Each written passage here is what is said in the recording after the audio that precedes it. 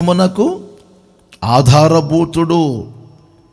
15వ వచనం నుండి, ఆయన అదృశ్య దేవుని స్వరూపి అయ్యుండి సర్వ సృష్టికి ఆది సంభూతుడై ఉన్నాడు.